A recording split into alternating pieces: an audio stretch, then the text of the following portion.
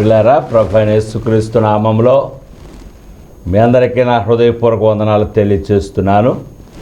మరి దేవుని వాక్యాన్ని ధ్యానించుకుందాం. 128వ కీర్తన ప్రారంభం నుంచి 2 వచనాలు చదువుకుందాం.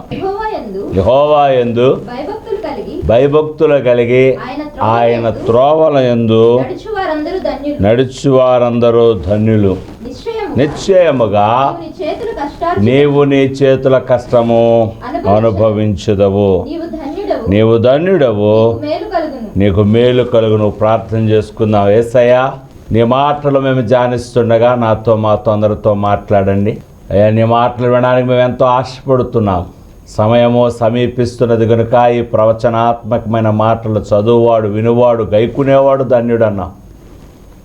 నీ మాటలు చదువుతూ ఉండగా, నీ మాటలు వింటుండగా, నీ వాక్యానుసారంగా మేము జీవించడానికి ఇష్టపడుతూ ఉండగా మమ్మల్ని జ్ఞాపకం చేసుకోండి.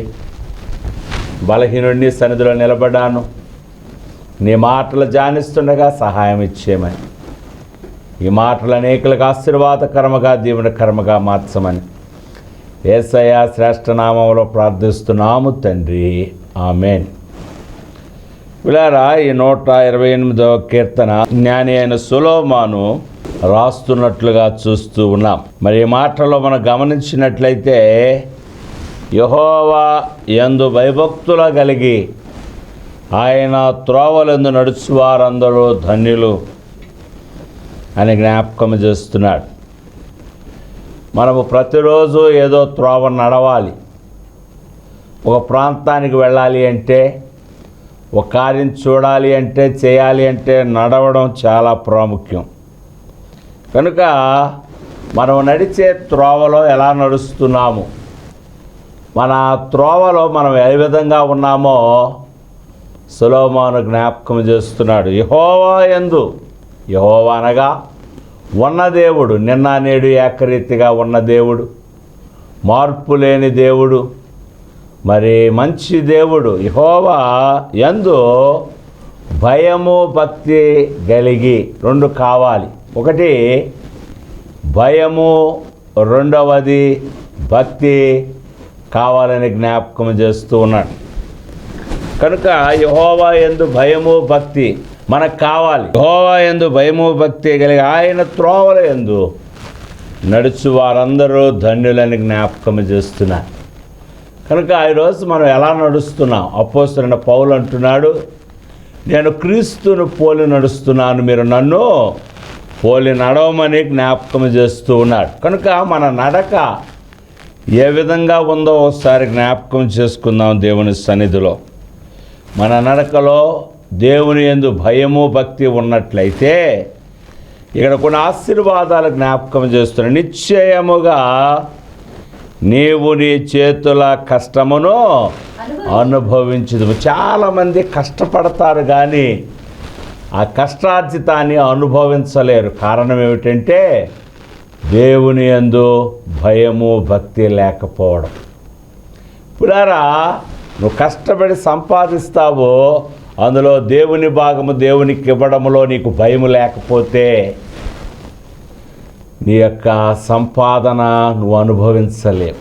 కనుక దేవుని యందు భయము భక్తి గలవారముగా ఉండాలని జ్ఞాపకం చేస్తున్నాడు. ఎప్పుడైతే దేవుని యందు భయము భక్తి మనము కలిగి ఉంటామో, ఏ పని అయితే చేస్తున్నావో, ఏ ఉద్యోగం అయితే చేస్తున్నావో, ఏ వ్యాపారం అయితే చేస్తున్నావో, ఏ కార్యమైతే చేస్తున్నావో, ఏ వ్యవసాయము, ఏ సేవ, ఏ పని చేస్తున్నావో ఆ పని ద్వారా వచ్చే కష్టార్జితము మనము అనుభవిస్తామని దేవుని వాక్యము సెలవిస్తూ ఉన్నది. అంత మాత్రమే కాకుండా నీవు ధన్యుడవు, నువ్వు ధన్యుడవు అని జ్ఞాపకం చేస్తున్నాడు. దేవుడు ఈ లోకంలో ఉన్నప్పుడు యేసు ప్రభు కొన్ని ధన్యతలు మనకు జ్ఞాపకం చేశాడు. మత్తయి రాసిన సువార్త 5వ అధ్యాయము ప్రారంభం నుంచి చూసుకున్నట్లయితే కొన్ని ధన్యతలను ఇక్కడ జ్ఞాపకం చేస్తున్నాడు. ఆత్మ విషయమే దీనులైన వారు ధన్యులు, పరలోక రాజ్యము వారి. ఆత్మ విషయములో దీనులైన వారు ధన్యులు, పరలోక రాజ్యము వారిది. తర్వాత దుఃఖపడువారు ధన్యులు, వారు ఓదార్చబడుదురు. సాత్వికులు ధన్యులు, వారు భూలోకమును స్వతంత్రించుకుందురు. నీతి కొరకు ఆకలి దప్పులు గలవారు ధన్యులు, వారు తృప్తిపరచబడుదురు. కనికరము గలవారు ధన్యులు, వారు కనికరము పొందుదురు. హృదయశుద్ధి గలవారు ధన్యులు, వారు దేవుని చూచెదరు. సమాధానపరచువారు ధన్యులు, వారు దేవుని కుమారులు అనబడుదురని జ్ఞాపకం చేస్తూ ఉన్నారు. నీతి నిమిత్తము హింసింపబడిన వారు ధన్యులు, పరలోక రాజ్యము వారిది. కనుక ఇవన్నీ ధన్యతలే, ఇవన్నీ ధన్యతలే. ఎవరికంటే యెహోవా యందు భయభక్తులు గలవారికి. నువ్వు ధన్యుడవు, నీకు మేలు కలుగును. ఎంత చక్కని మాట. జ్ఞానైన సొలొమోను దేవుని మాటలు జ్ఞాపకం చేస్తున్నాడు. తర్వాత అంటున్నాడు 3వ వచనము, 128వ కీర్తన 3వ వచనం, నీలోగిట నీ భార్య ఫలించు ద్రాక్ష వలె ఉండును, నీ భోజనపు బల్ల చుట్టూ నీ పిల్లలు ఒలీవ మొక్క వలె ఉందురని జ్ఞాపకం చేస్తున్నారు. కనుక ఎవరైతే దేవుని యందు భయభక్తులు కలిగి ఉంటారో వారి కుటుంబ జీవితాన్ని గురించి దేవుడు జ్ఞాపకం చేస్తున్నాడు. తన భార్య ఏ విధంగా ఉంటుంది, తన పిల్లలు ఏ విధంగా ఉంటారు, ఆ కుటుంబం ఏ విధంగా ఉంటుందో ఈ కీర్తనలో మరి జ్ఞాపకం చేస్తున్నట్లుగా చూస్తున్నాం. నీలోగిట, నీ ఇంటిలో, నీ కుటుంబములో, నీ ఇంటిలో, నీలోగిటిలో నీ భార్య ఫలించే ద్రాక్ష చెట్టు వలె ఉంటుంది. చెట్లలో శ్రేష్టమైన చెట్లు కొన్ని ఉన్నాయి. ఒలీవ చెట్టు, అలాగే ద్రాక్ష చెట్టు, అలాగే మరి కొన్ని చెట్లు పరిశుద్ధ గ్రంథంలో ఉన్నాయి.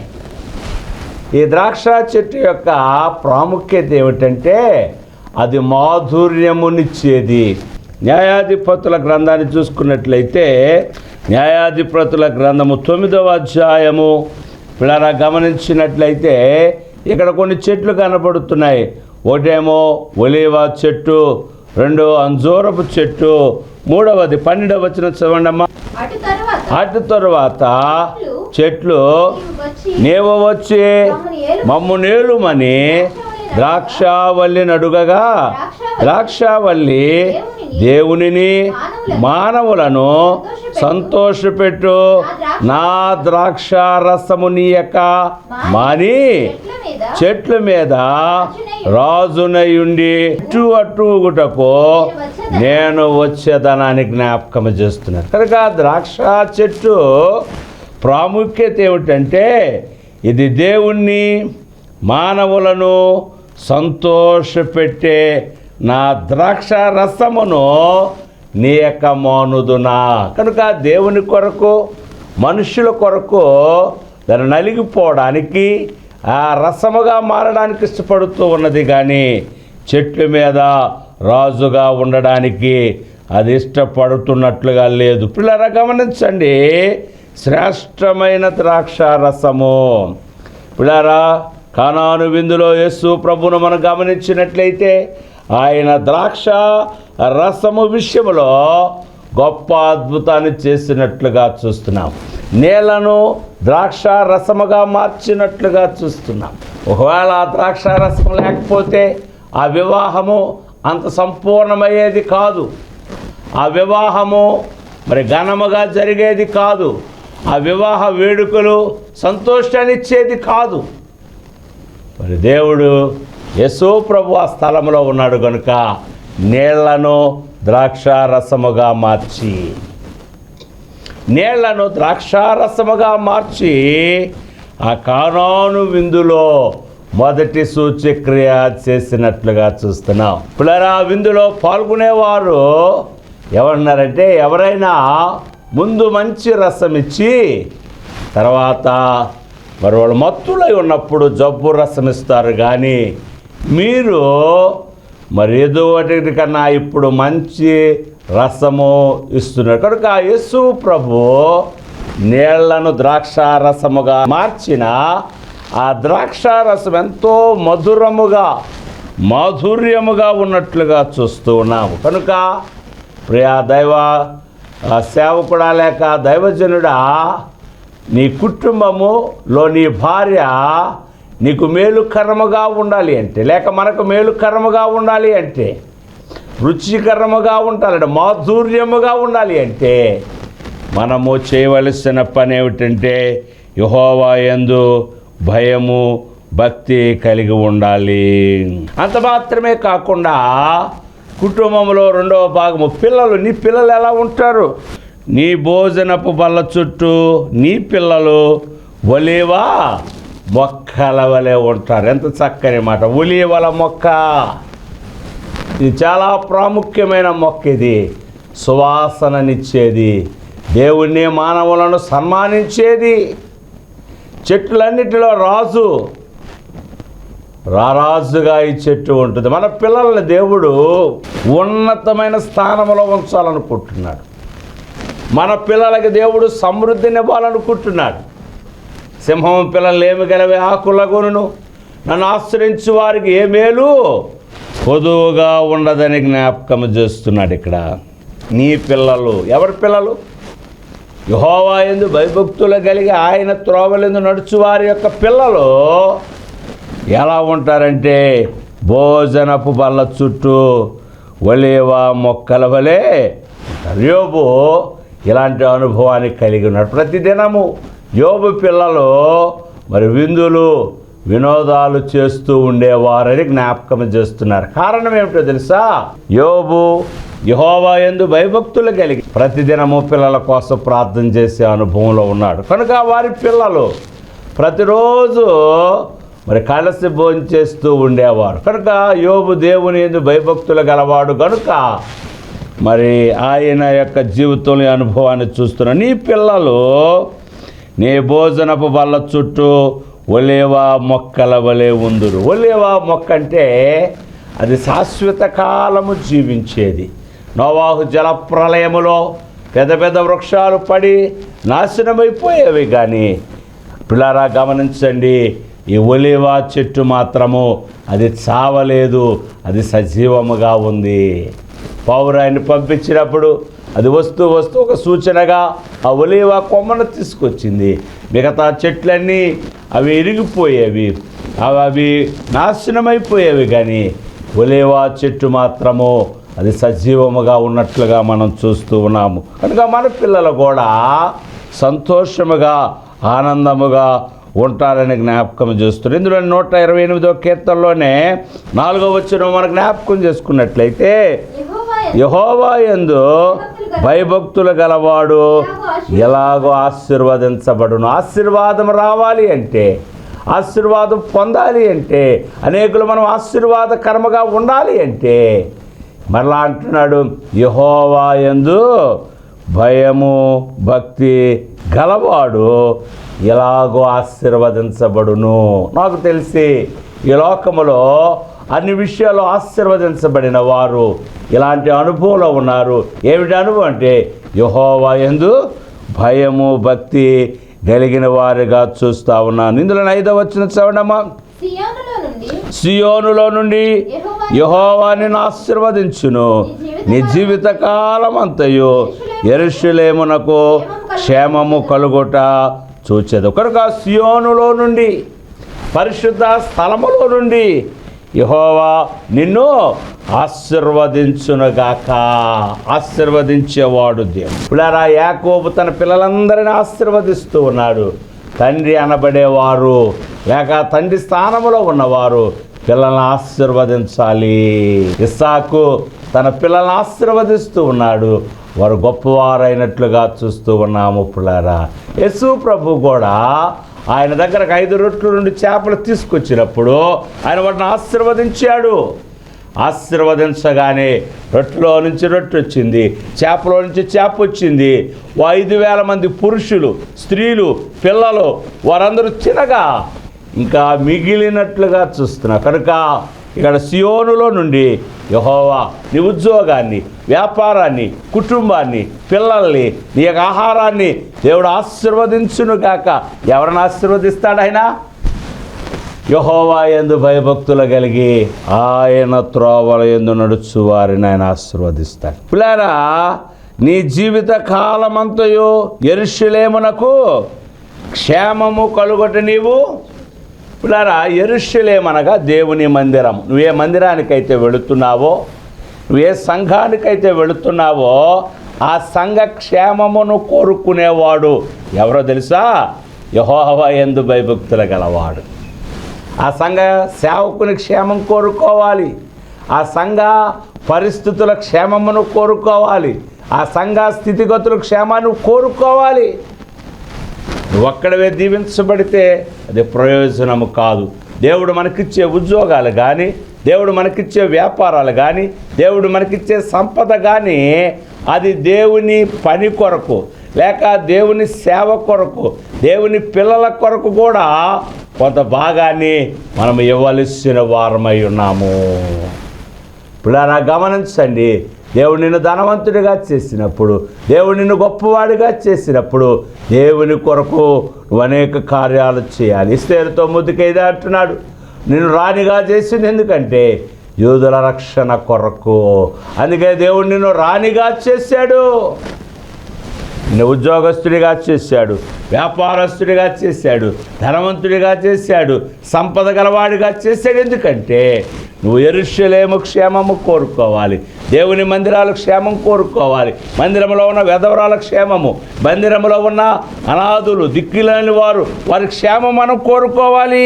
యెరూషలేమునకు క్షేమము కలుగుట చూచెదవు అని జ్ఞాపకం చేస్తున్నాడు. ఇంకా మాట చూసుకున్నట్లయితే 6వ వచనము, ఇది గొప్ప ఆశీర్వాదము. నీ పిల్లల పిల్లలను నీవు చూచెదవు, ఇశ్రాయేలు మీద సమాధానము. ఎవరైతే యెహోవా యందు భయభక్తులు కలిగి ఉంటారో మరో వారు పెళ్లి చేసుకుంటే వారి పిల్లలు చూస్తారు, వారి పిల్లల పిల్లల్ని.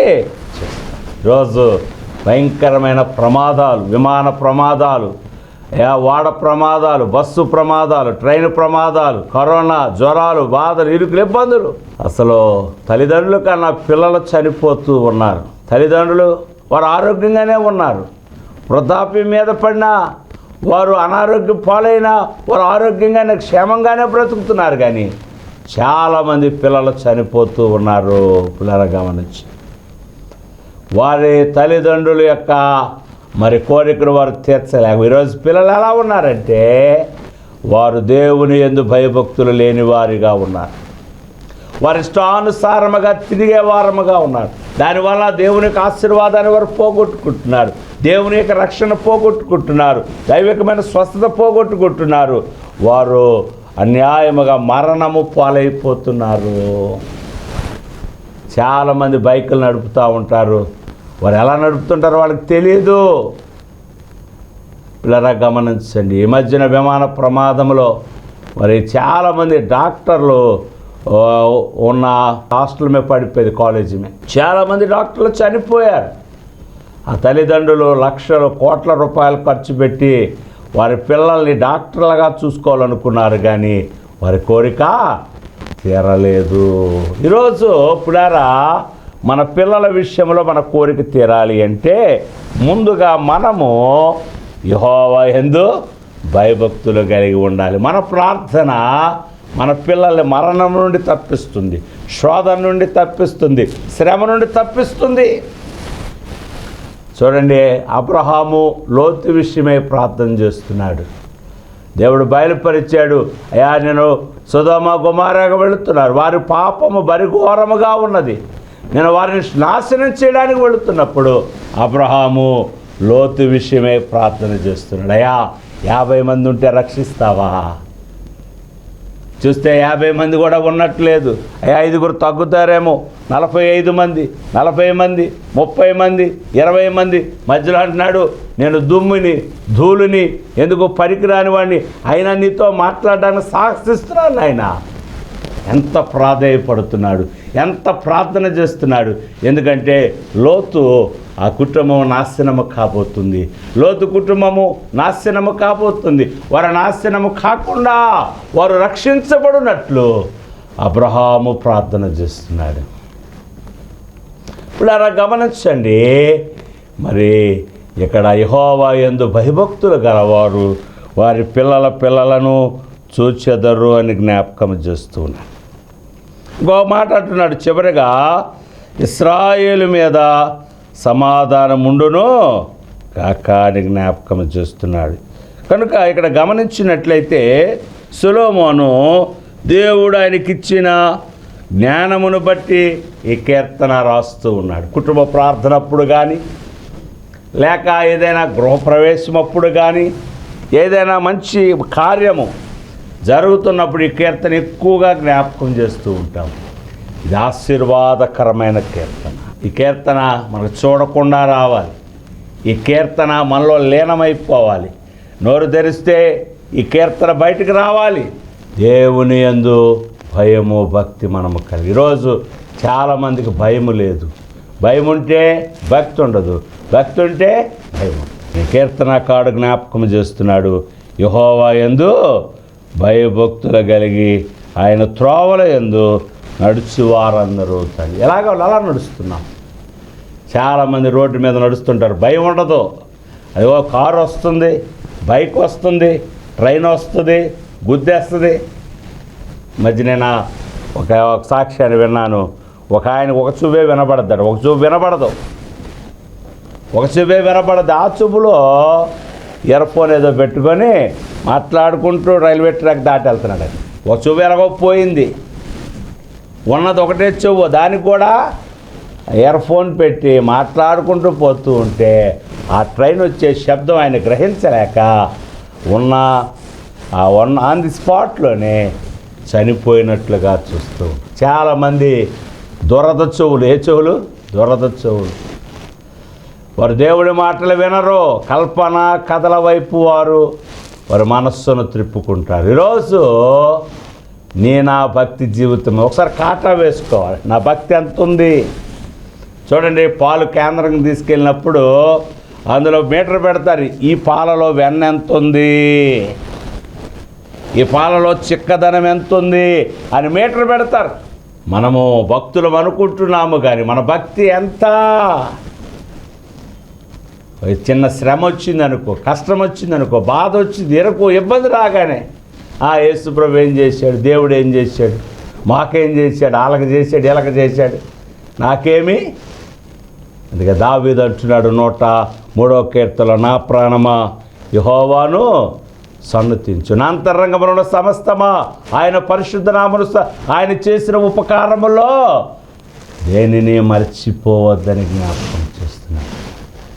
మన కుటుంబము ఆశీర్వాదకరమైన కుటుంబంగా ఉండాలి అంటే, మన కుటుంబము అనేకులకు దీవెనకరముగా ఉండాలి అంటే సులువైన పద్ధతి, సులువైన మార్గం ఏమిటంటే యెహోవా యందు భయము భక్తి మనము కలిగి. ఉదాహరణ గమనించండి, యేసు ప్రభు కూడా దేవుని యందు భయభక్తులు కలిగి ఉన్నట్లుగా చూస్తూ ఉన్నాం. యేసు ప్రభువుని గురించి లేక దేవుని గురించి ఓ చక్కని మాట యెషయా రాసిన గ్రంథములో జ్ఞాపకం చేస్తూ ఉన్నాడు. యెషయా రాసిన గ్రంథము 11వ అధ్యాయములో ప్రారంభం నుండి చదవండమ్మా. యెషయి మొద్దు నుండి చిగురు పుట్టును, దాని వేరులో నుండి అంకురము ఎదిగి ఫలించును. యెహోవా ఆత్మ జ్ఞాన వివేకములకు ఆధారముకు ఆత్మ, ఆలోచన బలములకు ఆధారముకు ఆత్మ, తెలివిని యెహోవా ఎడల భయభక్తులను పుట్టించు ఆత్మ అతని మీద నిలుచును. ఇప్పుడు యెషయా మొద్దు నుండి చిగురు పుట్టునంటే ఆ చిగురు ఎవరంటే యేసు ప్రభు. ఆయన గురించి ఏమి రాయబడిందంటే ఆత్మలను కలిగిన వాడు. యేసు ప్రభును గురించి 7 ఆత్మలు కలిగిన వాడని జ్ఞాపకం చేస్తూ చూడండి. ప్రకటన రాసిన గ్రంథము 5వ అధ్యాయము 6వ వచనాన్ని చదువుకుందాం. మరియు సింహాసనమునకు ఆ 4 జీవులకు పెద్దలకు మధ్యన వధింపబడిన గొర్రెపిల్ల నిలిచి ఉండుట చూచితిని. ఆ గొర్రెపిల్లకు 7 కొమ్ములను 7 కన్నులుండెను. ఆ కన్నులు భూమి అంతటికి పంపబడిన దేవుని 7 ఆత్మలు. కనుక 7 నేత్రములు కలిగిన వాడు యేసు ప్రభు, 7 కొమ్ములు కలిగిన వాడు యేసు ప్రభు, 7 ఆత్మలు కలిగిన వాడు. ఈ దేవుని యొక్క 7 ఆత్మలు ఏమిటంటే ఇక్కడ రాస్తా ఉన్నాడు. ఏమిటా ఆత్మలు? ఇందులో చూడండి. 1 దేవుని ఆత్మ మనం గమనించినట్లయితే జ్ఞానము, వివేకము, ఆలోచన, బలము, తెలివి, యెహోవా ఎడల భయము, భక్తి. మొత్తం 7 ఆత్మలు కలిగిన వాడు. 7 కొమ్ములు గలవాడు, 7 నేత్రములు కలిగిన వాడు, 7 ఆత్మలు కలిగిన వాడు. దేవుడి చిత్తం మీద ఇంకా వివరంగా నేను మరలా ఈ యొక్క గొర్రె పిల్లను గురించి మాట్లాడడానికి ఇష్టపడతాను. కనుక అప్పుడు అలా గమనించండి. దేవుడు యేసు ప్రభు కూడా తండ్రి యందు భయము, భక్తి గలవాడు అంటాడు. నా తండ్రి చిత్తము లేకుండా నేనేమీ చేయను. దేవుని కుమారుడైన యేసు ప్రభువుకే భయము, భక్తి అవసరమైతే నీకు నాకు ఎంత భయము కావాలి. కనుక ప్రభువుని అడుగుదా. ప్రభువా, నేను ప్రార్థించేటప్పుడు, నీ వాక్యం వినేటప్పుడు, నేను దేవాలయానికి వెళ్ళేటప్పుడు, నీ కార్యాలు చేసేటప్పుడు నీ యందు నాకు భయము, భక్తి కలిగించు నాయనా. ఎవడు నా సన్నిధిలో వణుకుతాడో, ఎవడు నా సన్నిధిలో భయపడతాడో వారిని నేను దృష్టిస్తానని జ్ఞాపకం చేస్తున్నాడు. కనుక సొలొమోను రాసిన ఈ జ్ఞానపూరితమైన ఈ కీర్తన ఒకసారి ధ్యానం చేసుకొని దేవునికి ఆశీర్వాదకరముగా, దేవుని పిల్లలమైన మనకు దీవెనకరముగా, మనకు అనేకులకు ఆశీర్వాదముగా ఉండే భాగ్యము దేవుడు మనకు అనుగ్రహించునుగాక. ఆమేన్. స్తుతులకు పాత్రుడా, స్తోత్రార్హుడా, గొప్ప దేవ, ఆశ్చర్యకరుడు, ఆలోచనకర్త, బలవంతుడైన ప్రభువా, నిన్ను స్తుతిస్తున్నాము, ఘనపరుస్తున్నాము, మహిమపరుస్తున్నాము. జ్ఞానైన సొలొమోను ద్వారా నువ్వు రాయించిన కీర్తన మేము ధ్యానించాము నాయన. ఈ మాటలు ఎవరైతే వింటున్నారో సంఘములతో ఆత్మ చొప్పు సంగతులు చెవిగలవాడు వినను అంటున్నాం. వినగలిగిన చెవులు మాకు దయచేయమని, విత్తమైన వాక్యము నీరు కట్టి ఫలింపచేయమని యేసయ్య ఉన్నతమైన నామములో ప్రార్థిస్తున్నాము తండ్రి. ఆమేన్. మన ప్రభువైన యేసుక్రీస్తు కృప, దేవుని సహాయము, పరిశుద్ధాత్మతోడు మనందరికి తోడుగా ఉండి నడిపించునుగాక. మరణాత స్తోత్రం. మీ అందరికి వందనాలు. దేవుడు మిమ్మల్ని దీవించునుగాక, ఆశీర్వదించునుగాక. యెహోవా యందు భయభక్తులతో మనలను నడిపించునుగాక. ఆమేన్.